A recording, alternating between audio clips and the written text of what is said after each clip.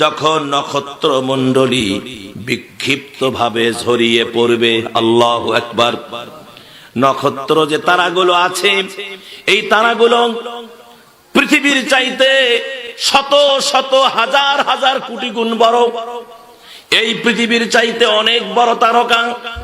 এই তারকাগুলো ঝরঝর করে, বিল্ডিং যেমন ড্যাম হলে ঝরঝর করে জমিনে পড়ে যায়, অনুরূপ ভাবে এই তারকাগুলো যখন আকাশটা বিদীর্ণ হবে, ফাঁক হয়ে যাবে, আকাশটা ভেঙে চুরে চুরমার হয়ে যাবে, তখন এই নক্ষত্র রাজিগুলো বিক্ষিপ্ত অবস্থায় ঝরঝর করে ঝরে পড়তে থাকবে।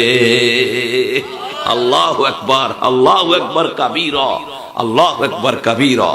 আমার ভাইয়েরা, তারপরে বলা হয়েছে ওয়াইজাল বিহারু ফুজ্জিরাত, সমুদ্র যখন উদ্বেলিত হবে, সমুদ্র আছে না, সমুদ্র, মহাসমুদ্র, এই সমুদ্র কি হবে? উদ্বেলিত হবে। হযরত নূহ আলাইহিস সালাতু ওয়াস সালামের জামানায় কি শোনেন না ইতিহাস? হ্যাঁ, ইতিহাস শুনেছেন?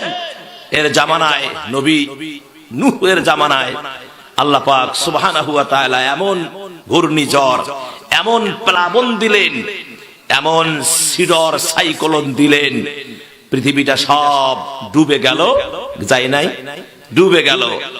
সেই যদি পাহাড় পর্যন্ত এই হযরত নূহের নৌকা গিয়ে ঠেকে গিয়েছিল, সেই কোথায়? ও আমার মুসলমানেরা, 40 দিন পর্যন্ত এই প্লাবন ছিল, অল টাইম বৃষ্টি আর ঝড় ঝঞ্ঝা গর্জন এই প্লাবনের মধ্যে ছিল। আমার ভাইয়েরা, একজন বুড়ি বলেছিল যে নূহ, আমি তো বুড়া মানুষ, আমার চলে মনে টনে থাকে না, যখন প্লাবন শুরু হবে তুমি আমারে বলিও, আমাকে তুমি ওই প্লাবনে ওই নৌকার মধ্যে উঠায়া নিও। কিন্তু ব্যস্ততার ভিতরে নূহ আলাইহিস সালাতু ওয়াস সালামের মনে ছিল না। 40 দিন যখন প্লাবন কেটে গেল, পানি যখন নেমে গেল, আল্লাহ সুবহানাহু ওয়া তাআলা যখন প্লাবনকে শেষ করে দিলেন, নূহের মনে পড়ে গেল সেই বুড়ির কথা। আমি কি জবাব দেব আল্লাহর কাছে? বুড়ি তো শেষ, বসে গলে 40 দিনে নষ্ট হয়ে গেছে, বুড়ি শেষ হয়ে গেছে। গিয়ে দেখে বুড়ি তার বাড়িতে অক্ষত অবস্থায় বসে আল্লাহর ইবাদত করতেছে। সুবহানাল্লাহ। হযরত নূহ আলাইহিস সালাতু ওয়াস সালামের চোখে পানি ধরে রাখতে পারলেন না, সিজদায় গিয়ে টুকরে টুকরে কাঁদে। ও আল্লাহ, এটা কোন খেলা, এটা কোন কায়দা? আল্লাহ পাক বলে, নূহ রে, তোমার মনে না থাকতে পারে, কিন্তু আমি আল্লাহ তো বুড়ির কথা ভুলে যাই নাই। বুড়ি কয়, নূহ তুমি কি আসছো আমাকে নেওয়ার জন্য? কয়, বুড়িমা, নেওয়ার জন্য না, প্লাবন শেষ, আমি ওয়াদা দিয়েছিলাম, ওয়াদা রাখতে পারিনি, কিন্তু আমি নবী তো, আমার আল্লাহ তোমাকে ভোলে নাই, আমার আল্লাহ তোমাকে ফেরেশতা দিয়ে তার হুকুমে অক্ষত অবস্থায় রেখে দিয়েছেন।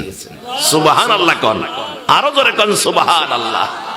আমার ভাইয়েরা, এই সমুদ্রগুলো উদ্বেলিত হবে, সমুদ্রগুলো ক্ষেপে যখন আসতে থাকবে, গোটা পৃথিবীটা কি হয়ে যাবে? ডুবে যাবে, পানি আর পানির সয়লাব হয়ে যাবে। আমার ভাইয়েরা, ওয়াইজাল কুবুর বুসিরাত, এবং যখন কবরগুলো উন্মোচিত হবে, আমরা যে কবরে ঢুকে যাব, এই মানুষগুলো যে কবরের মধ্যে ঘুমিয়ে থাকবে, কারো কবরে আযাব চলতেই থাকবে কিয়ামত পর্যন্ত। কারো কবরে এমন এক্সপ্রে মেরে দেওয়া হবে আর বলবে, ও আল্লাহর বান্দা ঘুমাও, কিয়ামতের পূর্ব মুহূর্তে তোমাদেরকে জাগ্রত করা হবে। জান্নাতি বালিশ, জান্নাতি বিছানা বিছিয়ে দেওয়া হবে কারো জন্য, বলবে এখন ঘুমাও। ঘুমাতে থাকবে, ঘুমাতে থাকবে। কিয়ামত যখন শুরু হবে, তখন ফেরেশতাকে বলবে, ওঠো, কতবার ঘুমাবা, ওঠো, ঘুম হয়ে গেছে। তুমি কোত্থেকে আসছো? আমি লোকটা কেবল ঘুমাইলাম, কেবল মাত্র, এখনো বোধহয় 5 মিনিটও হয় নাই, আমার কাঁচা ঘুমে তুমি আমাকে ডাক দিলা। হাদিসে এসেছে, তখন ফেরেশতা বলবে যে, ভাই, এটা কাঁচা ঘুম নয়, তোমার হাজার হাজার বছর এক ঘুমে কেটে গেছে। আল্লাহু আকবার।